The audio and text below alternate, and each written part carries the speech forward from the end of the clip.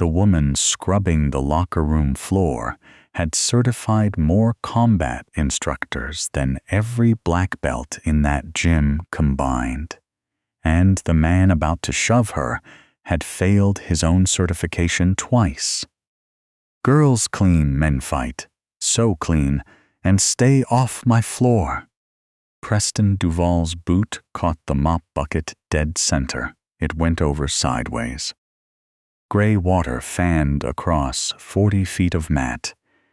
She had finished 9 minutes earlier. The evening class stopped mid-warm-up and watched it spread toward the wall. Carla Whitfield did not move. "You hear me, sweetheart? This is a training floor, not your kitchen." 30 people heard it. 2 teenagers laughed because they thought they were supposed to. A mother in the parent chairs looked at her phone and pretended she had somewhere else to be. Carla bent down and picked up the bucket handle. "Sorry about the floor," she said. "I'll redo it. You'll redo it." Preston turned to the room and spread his arms. "She'll redo it." "Everybody good? Everybody feel safe now?" Then he stepped in and shoved her shoulder. It was not a hard shove. That was the point of it. It was a shove designed to be seen. A shove for an audience, chest first. The kind a man uses when he wants a room to know who owns the room. Her shoulder took it. Her feet did not. There was no stumble, no hop, no hand out for balance. Her rear foot slid back 4 inches on its own.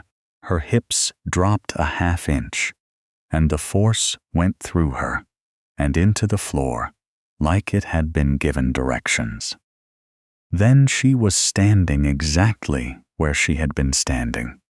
Preston did not notice. Preston never noticed anything he was not currently saying. But in the back row, an old man in a faded G frowned. Ray Hollis was 68. He had spent 9 years teaching hand to hand at a place nobody in that gym had ever driven past. He looked at the cleaning lady's boots, at the angle of her back foot, at the space between her knees, and something in his chest went cold and quiet. He knew that stance. He had been taught that stance. He opened his mouth to say something, and the whistle blew, and the class rolled forward and swallowed the moment whole, the way rooms always do. Carla mopped up the water. She took her time. She squared the mat edges before she left, the way she always did, corner to corner, seam to seam. 26 days from that shove, Preston Duval would stand on that same mat in front of the largest crowd that gym would ever hold, and he would beg this woman to fight him. She would say yes. But before we continue, subscribe now and tell us in the comments where you are watching from and what time you saw this video. Tonight's story is one you will never forget. Here is what Preston did not know. 6 weeks earlier, Carla Whitfield had stood in front of 80 soldiers at Fort Benning and run the final certification board of her career. 20 years in, the last 6 of them at the top of the modern Army Combatives program, the schoolhouse that decides who is allowed to teach American soldiers how to fight with their hands. She did not fight for the Army anymore. She decided who got to teach fighting for the Army. There is a scar on her upper lip, small and white, that she got from a whistle in her 2nd year, back when she still put it in her mouth wrong while counting cadence. 20 years of cadence wore the rest of her voice into something flat and calm, and very hard to argue with. Now she was on terminal leave. 61 days of it. Paperwork clearing, pension processing, a house she barely lived in, and a body that had been told what to do every morning since she was 24. She lasted 11 days at home. On day 12, she drove past Macria's martial arts and saw a card taped inside the glass, evening cleaning, part-time. Cash or check. She took it because her hands needed something to do at night. She took it because a mat is a mat, and she liked the smell of one.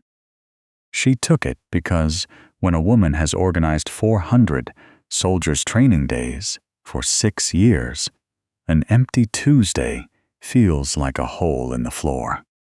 She did not take it for the money. Owen Macria hired her in 9 minutes and never asked what she used to do.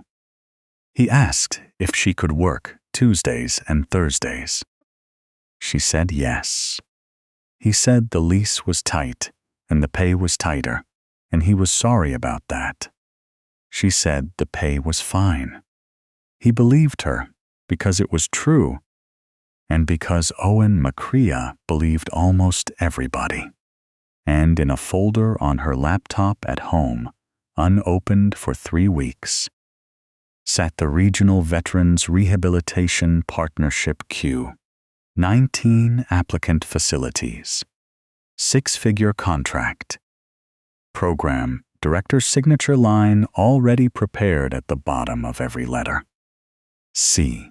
Whitfald. She had not cross-checked the names yet. That is the whole story right there, sitting on a laptop in a rented house while a black belt kicked her bucket over. She had not read the list. She would. It took Preston 4 days to turn her into a bit. That is the thing about men like Preston Duval. They do not hate you. Hating you would require thinking about you. They just find out that a room laughs when they point at you, and after that you are a tool they own. Tuesday, 6:40. Carla was running the wide mop across lane 3 when he came out of the changing room with 2 of his people behind him. Bryce and Tanner, blue belts, 22 and 24. Both of them laughed a half-second before Preston finished any sentence, which is how you know a laugh is rent. Missed a spot, Preston said. He said it loud enough for the front desk. Carla did not look up. Where? Everywhere, sweetheart. That's the joke. Bryce laughed. Tanner laughed. Behind the desk, Lacey did not laugh. Lacey was 23. She had worked that desk for 2 years. And she had a spiral notebook under the register that nobody knew about yet. Missed a spot, sweetheart, Preston said again. Testing it, tasting it. That's the only feedback you'll ever need from a black belt. Noted, Carla said. Everything gets noted. He heard it as surrender. It was not surrender. Nothing about it was surrender. But he was already walking, already saying something else to Tanner, about a tournament in Columbus. And the phrase went into the gym's bloodstream that same night. By Thursday, it was a catchphrase. By the following Tuesday, 3 kids in the youth class were saying it to each other, and one of them said it to her, and then looked at his shoes, because even at 11 years old, he could feel that something had gone wrong in his mouth. Carla knelt down to his level. You know what a spot is? She said. No, ma'am. Then don't repeat a joke you can't explain. She stood up. Go warm up, heels down. The kid ran off. Ray Hollis, taping his wrists in the back, watched her say heels down, and then watched her watch the kid's feet as he ran. And Ray put his tape down and did not pick it up again for a while. Then came the wet floor sign. She set it out every night at the mouth of Lane 1. Yellow, folding, 20 years old, with a cartoon man falling on it. Preston started moving it, not hiding it, moving it onto the clean dry section. So the wet lane sat unmarked, and she would have to walk the whole floor to find it. He did it 6 times. He did it once while making direct eye contact with her, smiling, the way a man does when the smile is the whole message. On the 7th night he moved the sign, walked back toward the mirrors, and turned to give the kids' class his performance. "Missed a spot," he announced. His right foot hit the exact square of wet vinyl he had just uncovered. His leg went out sideways and took his hip with it. He landed on his tailbone, hard enough that the sound came off the mirrors. And his water bottle skipped twice and rolled under the bench. 19 children saw it. For 1 full second, the room made no sound at all. Then a 6-year-old in a white belt said, very clearly, he missed the spot, and the parents section came apart. Preston got up fast, which made it worse. He said, "Floor's wet, that's a hazard, that's a liability," which made it much worse, because the sign was 3 feet from his hand where he had put it. Carla walked over. She picked up the sign. She set it where it belonged. "Hazards marked," she said. That was all she said. She went back to her bucket. Lacey wrote the date on a fresh page under the register. She did not know yet why she was keeping it. She just had the feeling you get in your stomach when you can tell a story is not finished. Preston limped for 2 days and told everybody it was a knee thing from a tournament. Then he escalated. They always escalate. A man who gets laughed at in front of children does not go home and think about himself. He goes home and thinks about who he can make smaller. Thursday, 8:15. Advanced class had cleared the floor, and 12 people were standing around drinking out of shaker bottles that smelled like fruit punch and chalk. Carla went to the supply closet for the disinfectant. The door was locked. Her keys were on the shelf inside, next to the jug, where she had set them 90 seconds earlier when her hands were full. She stood there for a second and did the math, and it came out one way. She turned around. Preston was leaning on the rail with his arms crossed, and he had already arranged his face. "Something wrong? You have my keys. I have the gym's keys," he said, "which are on the gym's shelf, behind the gym's door, which locks. Open it, please. See, now, that's not how you ask." He pushed off the rail.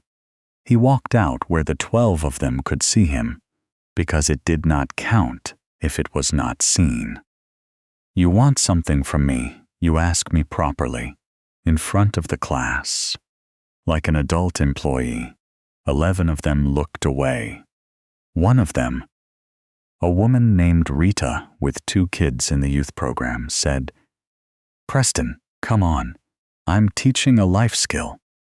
Carla's pulse was 56. She knew that because she had spent 2 decades knowing that. Because at Benning, she taught 18-year-olds to find their own carotid and count, while somebody screamed at them. And the point of the whole lesson was this: the body you can control is the only weapon that never jams. 56. Standing there, being humiliated in front of 12 adults. She could have opened that door in 4 seconds. The hinge pins were on her side. She had opened worse doors in worse rooms with less. She looked at the 12 faces instead, and at the man performing, and at the mother who had spoken up and gotten nothing for it. "May I please have the closet opened?" Carla said. Flat. "No edge. I have 40 minutes left and 2 bathrooms." Preston opened his mouth to milk it. And Lacey came out from behind the desk. She had the master key ring in her hand, and she walked the length of that gym at the speed of a woman with all night. Nobody said a word. Her shoes squeaked twice on the tile.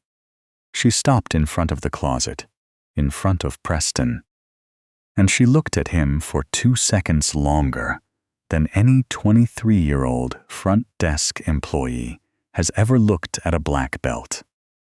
Then she unlocked the door. "There you go, Carla," she said. "Sorry, some idiot keeps locking it." The room made a sound. It was not a laugh. It was worse than a laugh. It was that low collective hum a crowd makes when it has just picked a side and wants you to know. Preston said, "Lacey." "Front desk," Lacey said, already walking. "Phones." That night, 2 members created a group chat. The name of it was Preston's own name, followed by a clown emoji. There were 4 people in it by Friday. There were 19 by the end of the month. Screenshots are going to matter later. Remember that. Her name was Danny Ruiz. She was 19. She had been a member for 4 weeks. She signed up because her mother worked nights and worried about her walking to the bus, and because a coworker said self-defense was good for confidence. She bought the cheapest G in the case. She rolled the sleeves because it was 2 sizes big. She was the softest target in that building, and Preston found her in 6 days. It started as help. It always starts as help. "Hips," he said, first time. "You're square. Turn your hips." And he put his hands on her hips and turned them. She said, "Okay," in the voice people use when they do not have another voice yet. Second time, it was her wrist. Third time, it was a collar grip demonstration where he pulled her in by the lapels and held her there talking to the room for 11 seconds about pressure. And Danny's hands came up and hovered and went back down. Because she was 19 and he was the black belt, and every adult in the room was watching him, and nobody was watching her. Fourth time, he swept her leg out from under her without warning to show what happens when you stand tall. And she hit the mat flat on her back and lay there for a second with her breath gone. The class laughed. Not cruelly. That is somehow worse. They laughed the way people laugh at a demonstration because the man running the room had told them with his voice that this was a demonstration. Danny got up. She said, "Sorry." She apologized. To him. Carla was 30 feet away with a mop in her hands. She saw the collar grip. She saw the 11 seconds. She saw the sweep with no call, no tap, no setup, no partner consent. And she knew exactly what she was looking at because she had written the paragraph. Section 4. Instructor conduct. Contact protocols. She had personally rewritten that paragraph for the program in her second year as a senior instructor. And she could have recited it standing there in a wet apron. She knew the rule. She knew the violation. She knew the correct action. She reached into her back pocket and took out the cleaning log. She wrote the date. She wrote the time. She wrote, "Contact WA consent, 4th instance. Member DR. Instructor PD. No supervisor present." And then she put the log back in her pocket and went back to mopping lane 2. Let me say that plainly, because this story does not get to skip it. A woman who had spent 6 years deciding which soldiers in the United States Army were fit to put hands on other human beings stood in that gym, watched a 19-year-old get grabbed by a man who was not certified to teach anything, wrote it down like a meter reading, and finished her shift. She told herself it was procedure. Document first. Escalate through the chain. Do not act on the floor without authority. Every line of it true. Every line of it exactly what she would have told a young NCO. And every line of it was also a very well-built room to hide in. She was in evaluation mode. That is the honest word for it. 20 years of training a person to observe, record, and report can quietly turn into 20 years of training a person not to interrupt. She was watching the way you watch a training scenario. Clipboard brain, patient, neutral, waiting for the exercise to conclude. But Danny Ruiz was not a scenario. Danny Ruiz went to the bathroom after class and stood at the sink for 6 minutes. Carla saw her come out. Carla saw the eyes. Carla said, "You okay?" And Danny said, "Yeah, I'm just new." And Carla said, "Okay," and let her walk out the door. Okay. That is the ugliest word in this entire story, and it came out of the hero's mouth. Keep it. We are coming back for it. 9 days later, Owen McCrea called everybody onto the mat. Owen was 51 and built like a man who used to compete and now mostly moved chairs. He had bought that building in 2011. He had refinanced it twice. He taught the 8-year-olds himself because he liked them best. And he had never once raised his voice at a student in 15 years, which is exactly why he never heard anything. He was holding a piece of paper, and he was lit up like a kid. "Everybody in. Kids too. Parents, come on, get in here." 60-odd people crowded the mat. "We got shortlisted," he said. He had to say it twice, because his voice cracked the first time. The Regional Veterans Rehabilitation Partnership. Adaptive Combatives, Mobility Rehab, PTSD-informed training, 3-year program. It's a serious contract, folks. 6 figures, funded seats. It means veterans train here for free and we get paid to run it right. Somebody clapped. Then everybody clapped. Owen held up a hand. There were 19 gyms. There are 4 of us left. Ray Hollis, back row, said quietly, "Who's running it?" Army Program Office. There's a director who signs off, and an evaluator comes out in person. Owen looked at the paper again like it might have changed. This month. Unannounced day, announced window. They walk the floor, they watch a class, they look at our conduct policy, our insurance, our instructor credentials.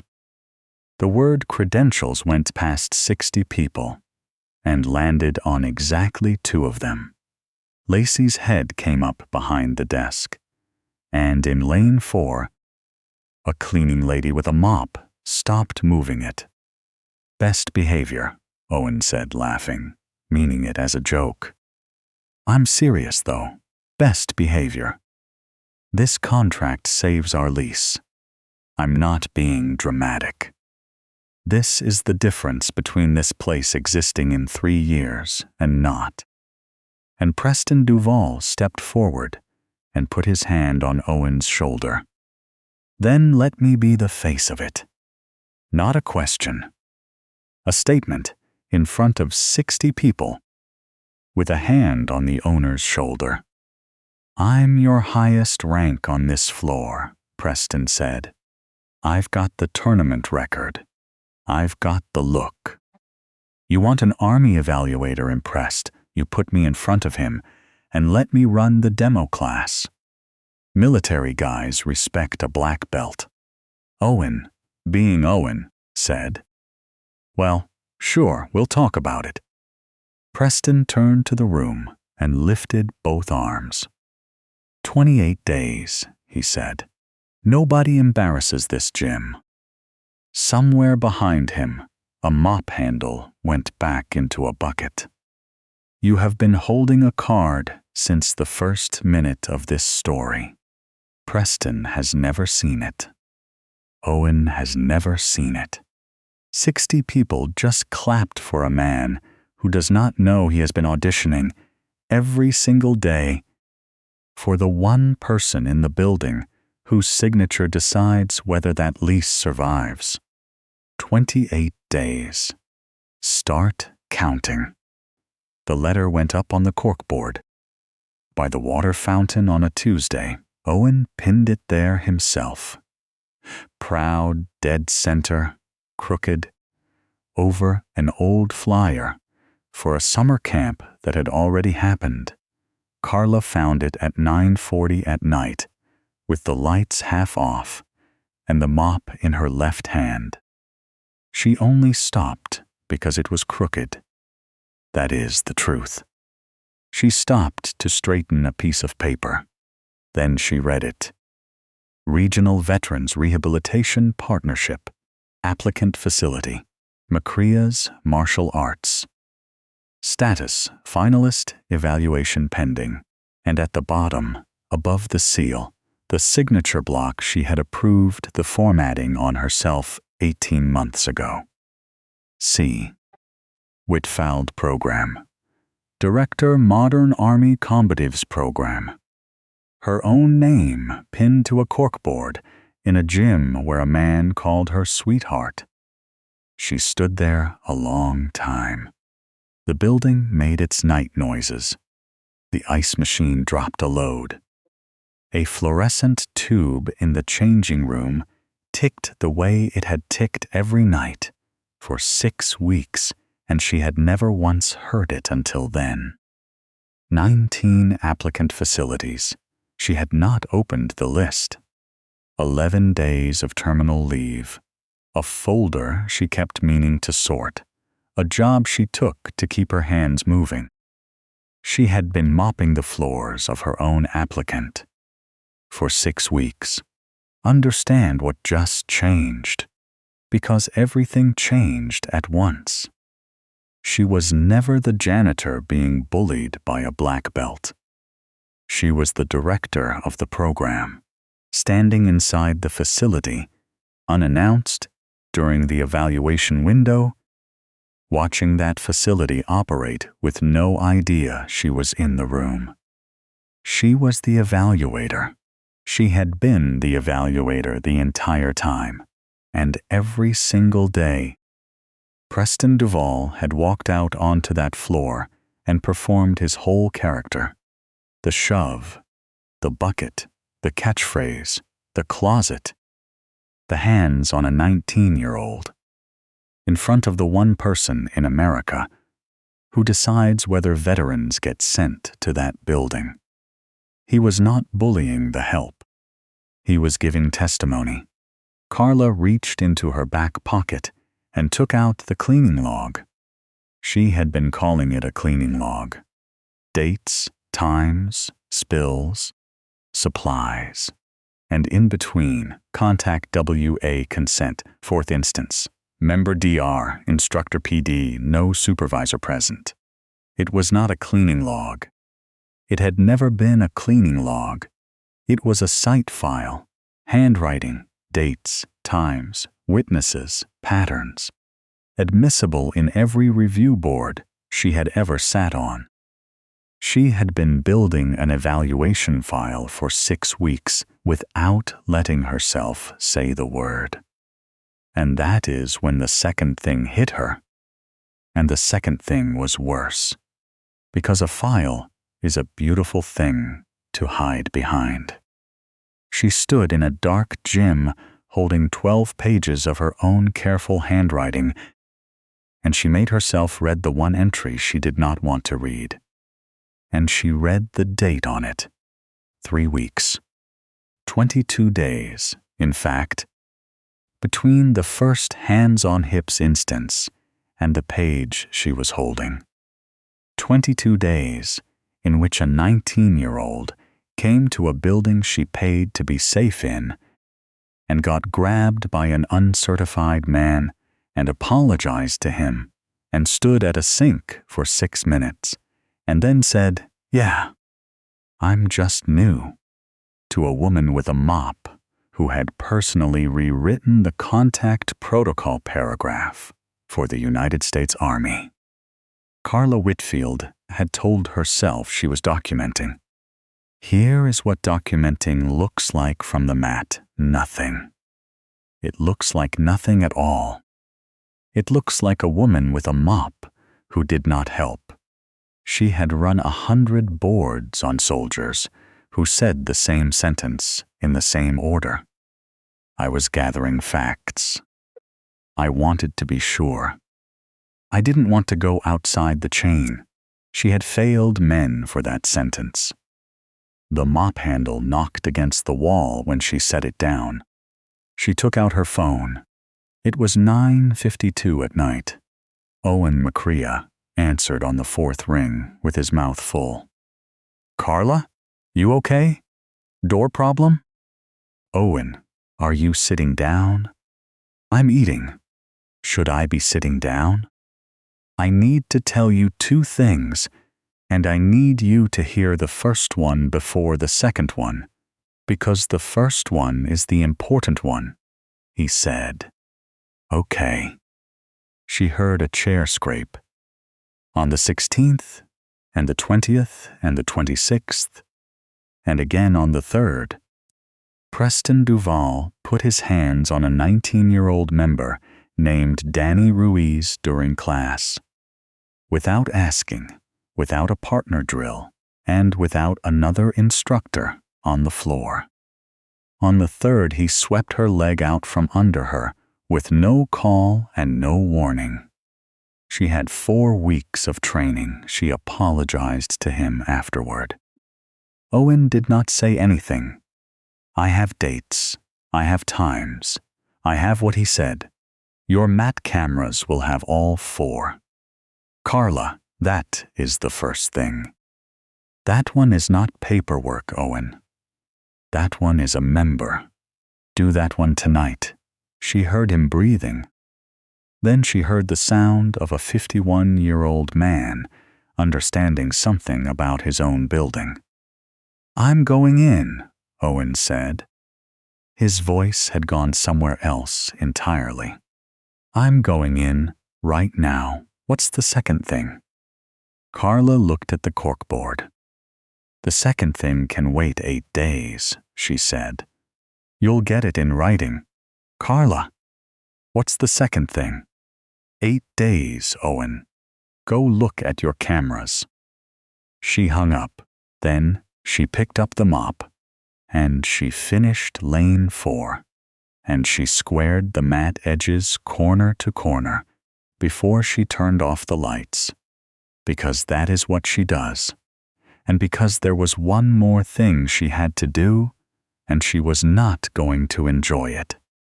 She waited in the parking lot on Thursday until Danny Ruiz came out.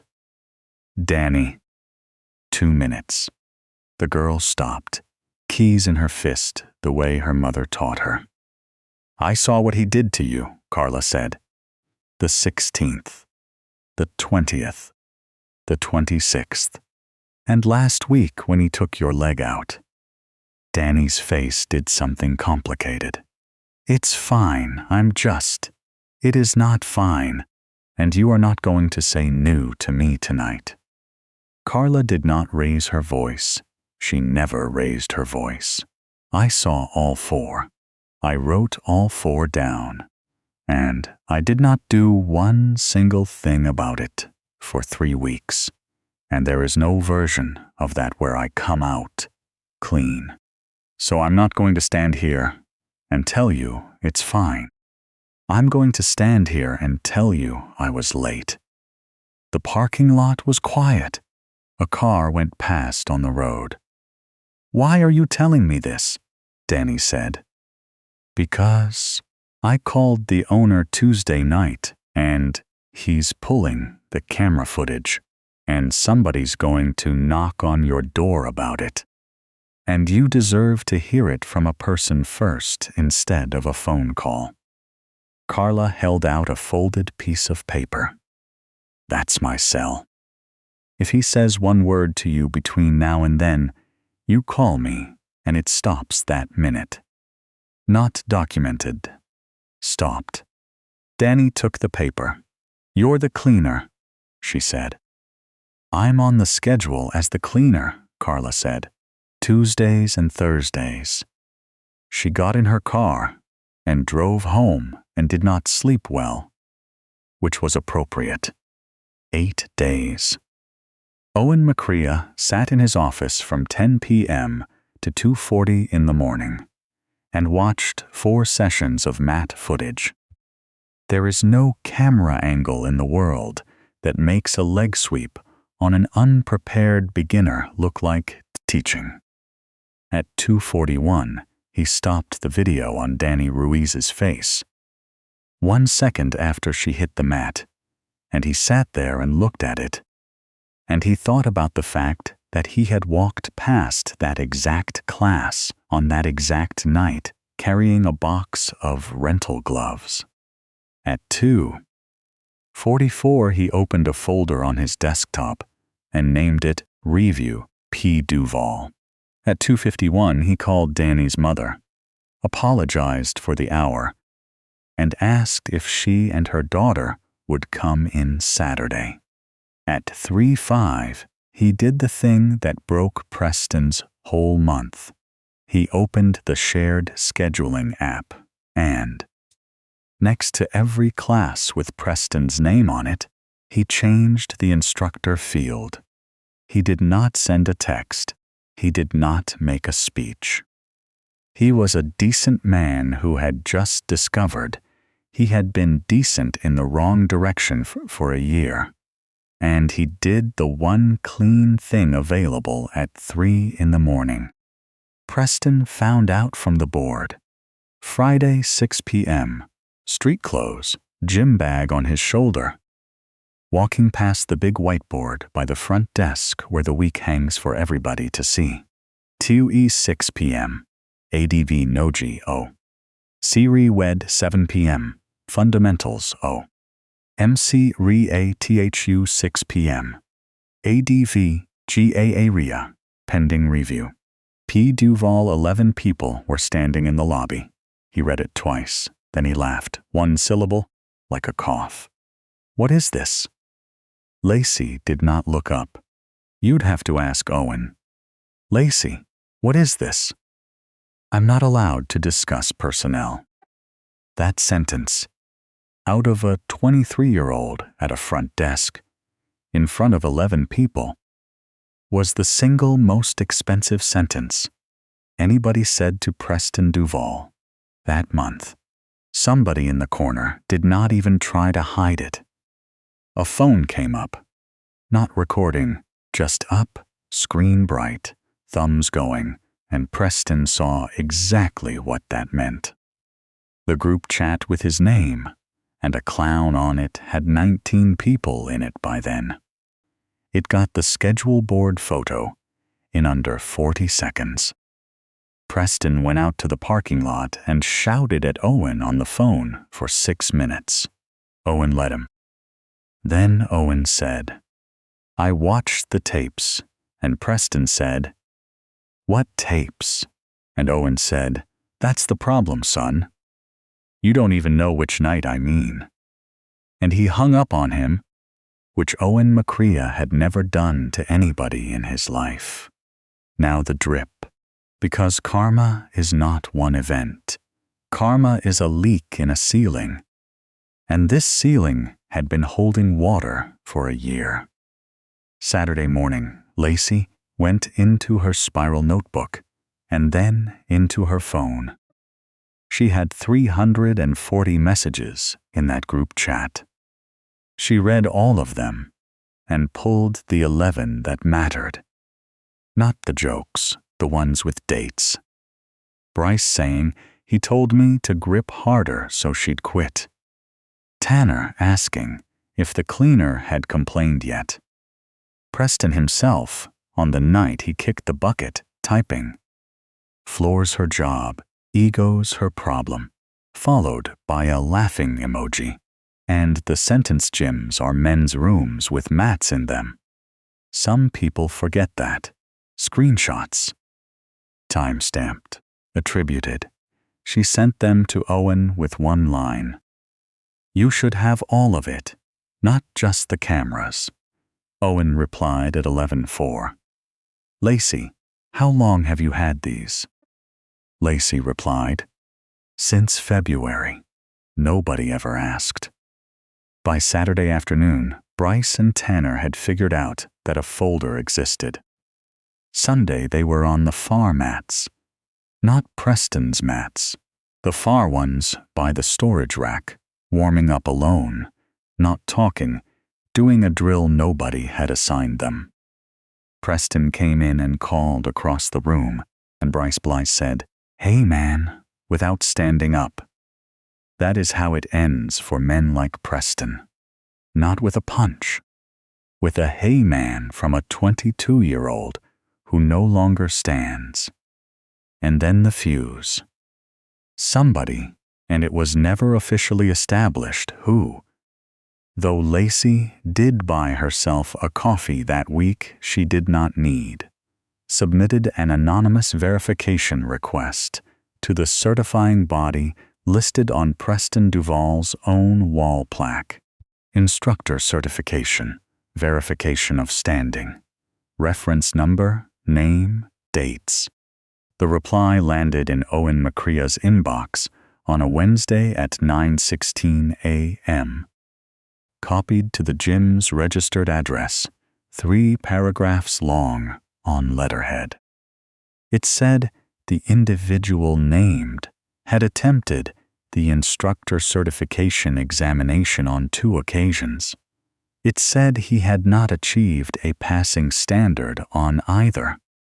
It said no instructor credential had ever been issued to him at any level, and that any representation to the contrary should be reported. Twice failed, never certified. Teaching classes at a school applying for a federal veterans contract.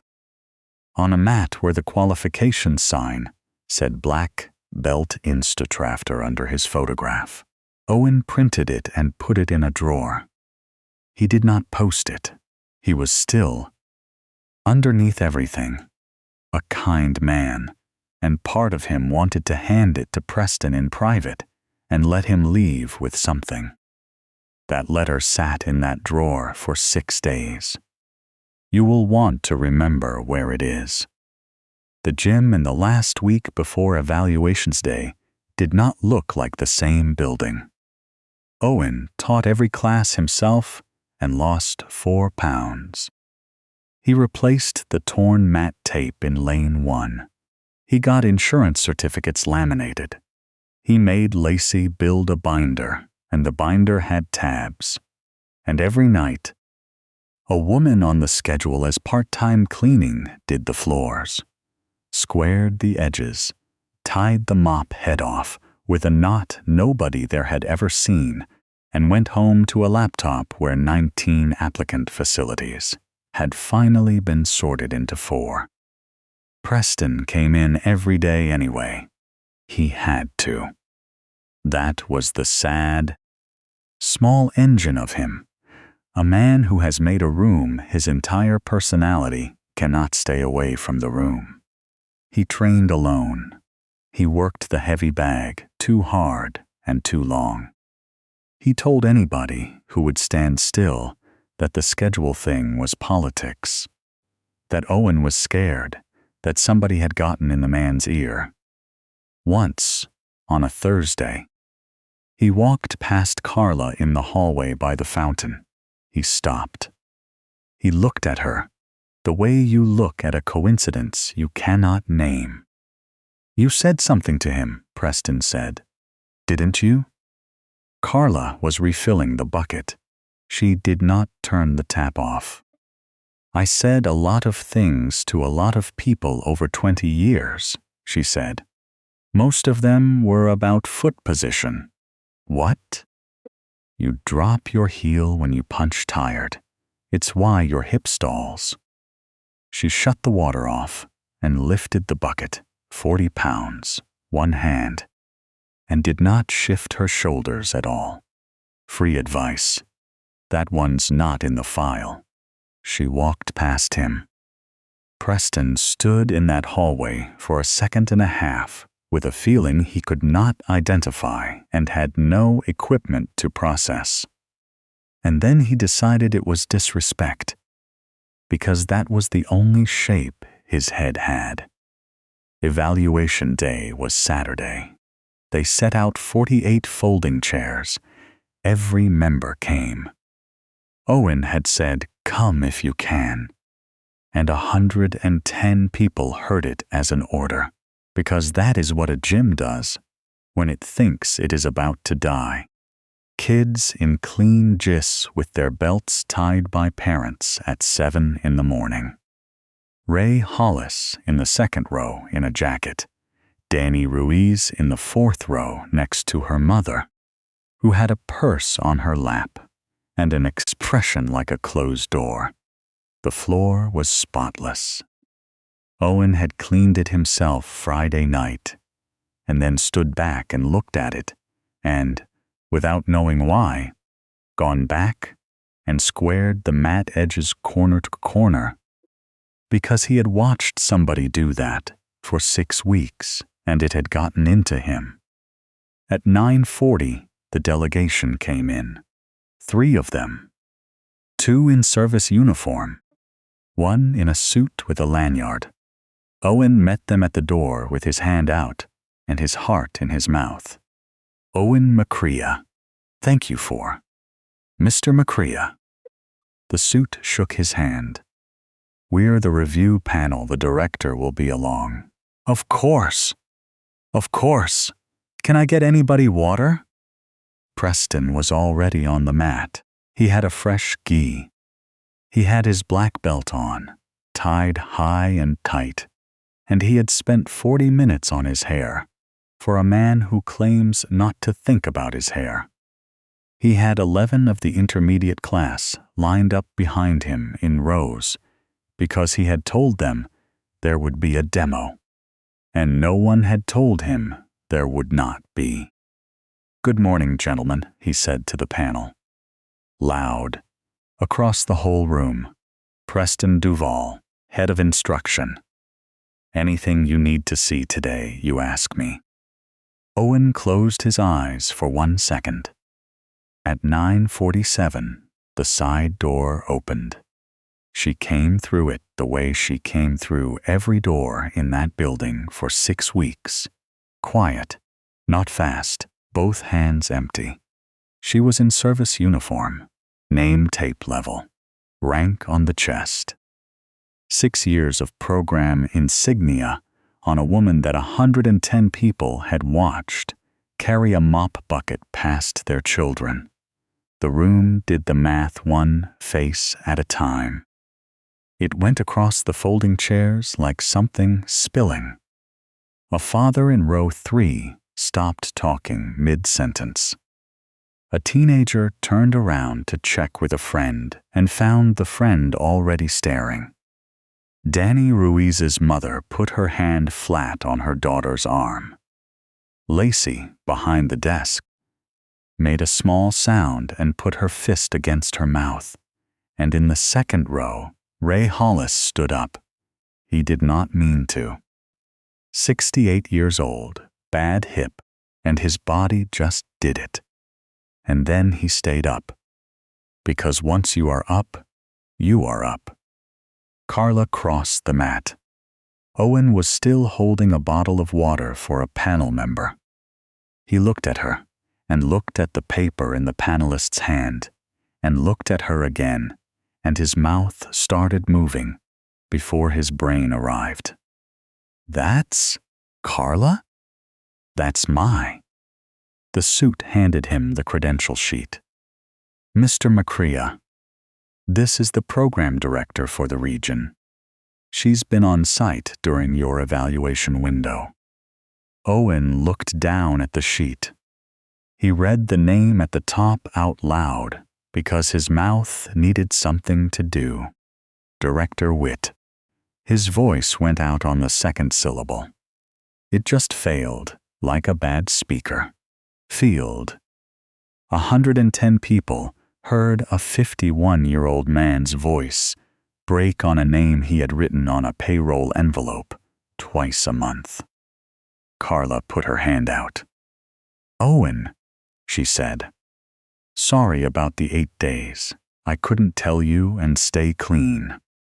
He shook her hand with both of his and could not say anything at all.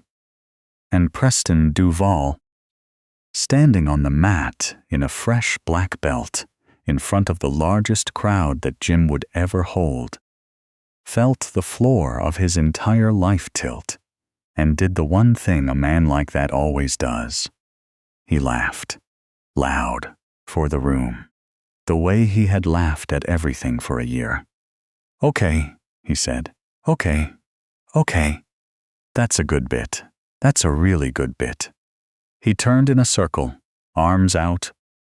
The cleaning ladies got a costume. Nobody laughed. Not one person. 110 people. And the only sound was a folding chair creaking somewhere in the back. That should have stopped him. It did not stop him. It sped him up. No, seriously. Anybody can put a uniform on. He was talking too fast now, and his hands had started moving. You want to evaluate a martial arts program? Then you evaluate it on the mat. That's how this works. That's the only credential that means anything in this building. Preston, Owen's voice, low. Sit down. I'm being reasonable. He pointed at the panel. They're here to see standards, right? Fine. Let's see standards. He turned to Carla and put his hands on his hips and gave her his very best smile. You've had a lot to say with that, mop, ma'am. Cleaning ladies got a costume. Fine. Girls clean and fight. Prove me wrong on the mat, ma'am. There it was, word for word. The same 7 words he had shouted at her over a kicked bucket 6 weeks earlier in front of 30 people. Now, in front of 110. 3 panel members, a 19-year-old and her mother, and every child in the youth program. He had waited 6 weeks to hand her the exact same sentence at maximum volume. Carla looked at him for a moment. Then she turned to the panel. Colonel, request permission to conduct a demonstration bout under program instructional rules. Consenting adults, controlled, taps honored immediately. The panelist in uniform looked at Preston, then at Carla, then at his watch. Granted, Director. Your floor. Owen said. Carla, you don't have to. He's asked in front of his students, Owen. She was already taking her jacket off. If I say no, he tells this room for 10 years that I ran. That's not a thing I'm going to leave in your building. She folded the jacket once and set it on a chair. Ray Hollis nearly saluted. Ma'am. Watch the mat edge on the far side. It lifts. I noticed that. Ray said. 6 weeks ago, I noticed you noticing it. She walked to the center in her boots and her uniform trousers and a plain undershirt. And she rolled her sleeves twice, and every person in that room who had ever served recognized the way she rolled them. Preston bounced on his toes. He was smiling again. He had convinced himself in the last 90 seconds of a beautiful thing, that this was a gift. No hard feelings, he said. Just standards. Rules, Carla said. You throw first. I don't strike. Tap ends it, and tap means tap. And I let go on the first one. If you want out at any time, you say out. Agreed? Whatever you need, ma'am. Say agreed. Agreed. Colonel, he's agreed, and the room heard it. She set her feet. That was the last easy second of Preston Duval's life. He came in exactly the way she knew he would come in, because she had watched him hit that heavy bag for 6 weeks, and she had told him about it in a hallway for free. Overcommitted right hand, full weight behind it, chin up, back heel off the floor, everything he had, thrown at a woman's head to end it in front of a crowd. Carla was not there. She had moved 8 inches, not backward, diagonal, off the line, the small ugly step that no highlight reel ever shows. His fist went past her ear, and his own momentum kept walking him forward. And she was suddenly on the outside of his shoulder, with her hip against his ribs. Her hand closed on the back of his collar. Her other hand took his elbow. He went down on his side. Not thrown. Steered. She put him on the mat the way you put down a ladder you are carrying alone, and she said it to the room. At teaching volume, clear enough for the back row and the children. Overcommitted right hand. Watch the base. She let go and stood up and stepped back. The chairs made a sound like a wave. Preston got up fast. His face had gone a color. He came again, and this time he was smart. This time he shot for the legs. A real takedown, the one he had won a trophy with in Columbus in 2019. And his hands found her hip, and her hip was not where it had been. And his grip closed on cloth instead of structure, and she rotated once with her weight over his shoulder, and he was face down with his own arm crossed underneath himself. She held him there with one forearm and no visible effort. Grip is decoration, not structure, she said, at the same volume, to the same room. You are holding fabric. Fabric doesn't hold a man up. Again, she released. She stepped back. She let him get up. That was the part that finished him. Not the falls. The letting him up. Twice. Preston came the third time with nothing left but noise. Carla took the arm, turned her hips, and stepped through.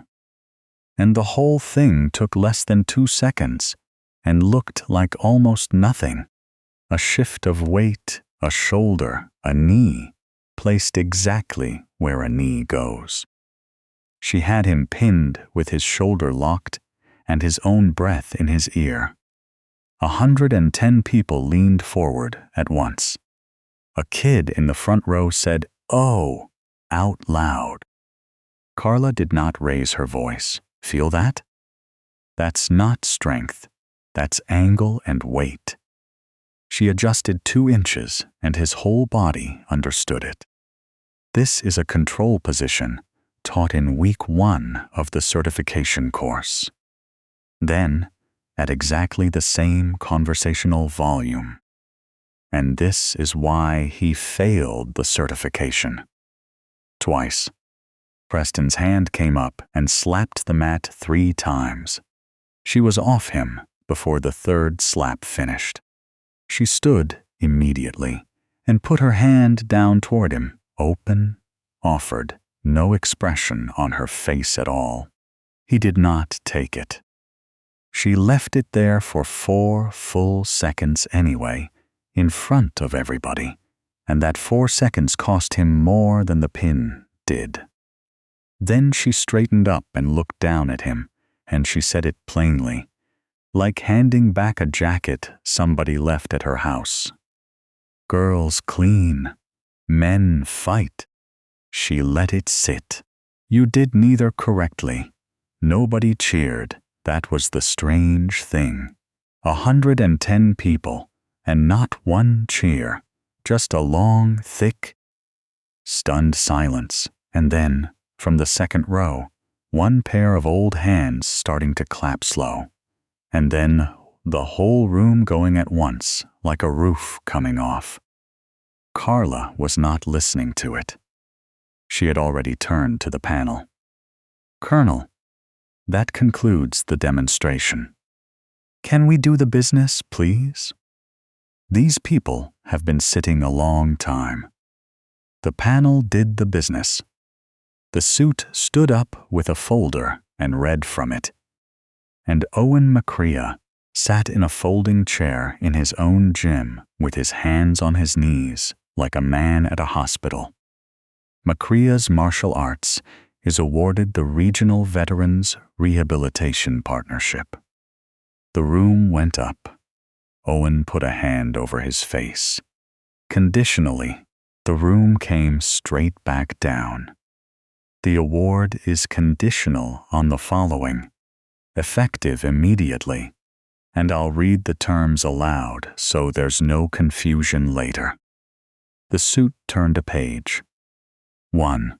Permanent removal of Preston Duval from any instructional, coaching, assistant, or demonstration role at this facility for the duration of the contract. Preston was standing by the mirrors with a towel he was not using. 2. Verified instructor credentials for every individual listed as teaching staff on file with this office within 14 days. Lacey already had the binder open. 3. Written contact conduct protocol posted in public view with a named reporting channel that is not the individual being reported. Owen said, "Yes. Yes. All of it." 4. The suit looked up. A documented resolution of the member safety incident currently under internal review. And Owen McCrea stood up. "Can I do 4 right now?" He walked to the 4th row. He stopped in front of Danny Ruiz and her mother, in front of 110 people, and 3 panel members, and every kid in that program, and he did not clear his throat or arrange his face. "Mrs. Ruiz, Danny, 4 times a man I trusted put his hands on your daughter in my building. In classes I walked past, and she said sorry to him, and I did nothing, because I never once looked."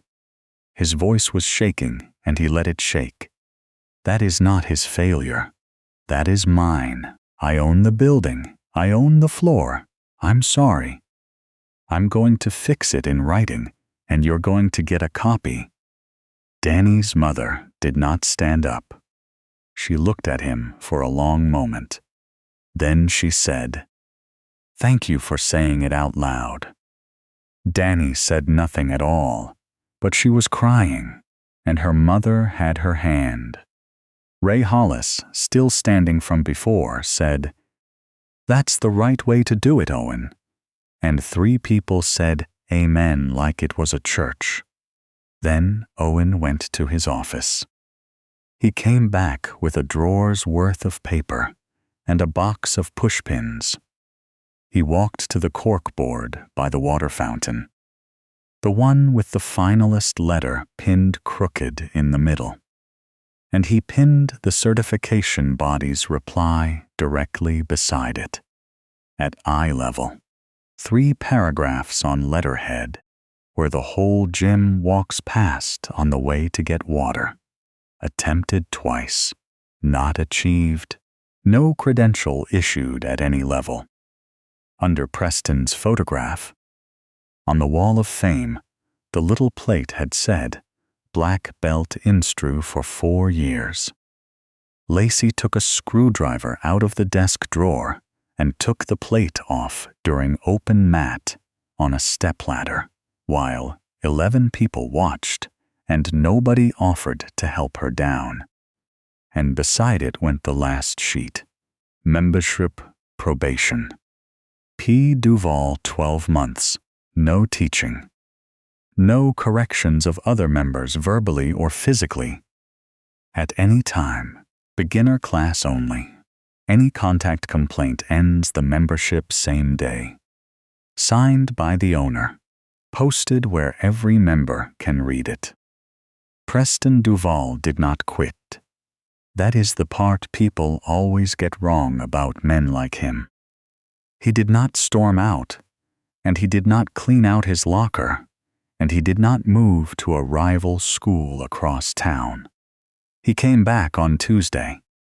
He came back because he had nothing else, and because a room is all he ever had, and because underneath the volume there was a 29-year-old man who had built his entire self out of one building and did not know how to be a person outside it.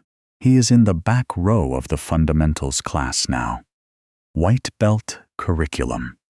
Base posture, breaking a grip, standing up in a fight the correct way. Owen teaches it. Preston does the reps. Nobody in that gym gloats about it. It got old fast, the way it does. He is just a guy in the back row now, learning what he skipped. Which is exactly the sentence 110 people would have written for him. Bryce apologized to Danny in week 2. Tanner never did, and quietly moved his membership to a gym across the river. And that is the whole story of Tanner. Lacey runs intake for the veterans program. She has a desk now, and a title, and the spiral notebook is in a drawer, retired honorably. The program runs Tuesday mornings, 9 a.m. McCrea's Martial Arts, 14 seats. Funded. Adaptive combatives and mobility work for veterans. Some of them younger than Danny. Some of them older than Ray. A man with one leg learning base and posture. A woman who has not let anyone stand behind her in 6 years, learning it 2 inches at a time, with an instructor who does not raise her voice. Owen assists. Ray Hollis takes the warm-ups and gets to say heels down, like he has waited 40 years to say it. And Carla Whitfield runs it. Retirement paperwork cleared in April. She never went back to Benning. She still gets there at 8:15 on Tuesdays, an hour before anybody. And she walks the floor with a cloth, and she squares the mat edges corner to corner, seam to seam. Before every single session, old knots hold. Now let me tell you the part I do not get to leave out. Because there is a version of this story where the uniform fixes everything, and I am not going to sell you that version. The ugliest line in Carla Whitfield's file is not anything Preston Duval did. It is a date, 22 days. Between the first time she watched him, put his hands on a 19-year-old, and the night she picked up a phone. 22 days of writing it down neatly, in order, with times. She has said it herself, out loud, to the panel, and to Owen, and to Danny's mother, in a room with the lights on, not as an excuse, as an entry. She had rank on Saturday. She did not have rank in week 1. She had eyes and a mop, and the exact paragraph memorized, and she chose the clipboard. The uniform did not make her right. The uniform arrived at the end. Responsibility had been hers since the bucket rolled across that floor. And no rank on a chest ever launders 3 weeks of silence. Quiet strength is not the same as quiet. The strongest person in the room is not the one who never gets angry. It is the one who knows exactly what they can do and answers for it on time. So here is the question, and I want you to be honest in the comments, because there are 2 real sides to it. Carla stayed silent for 3 weeks to keep her evaluation clean while another woman got hurt. Was her professional discipline the right call? Or does the uniform make her silence worse? Tell us below. If this story hit you, subscribe now. Share it with someone who respects quiet strength. And tell us in the comments which moment hit you the hardest. We will see you for the next story. It is already waiting.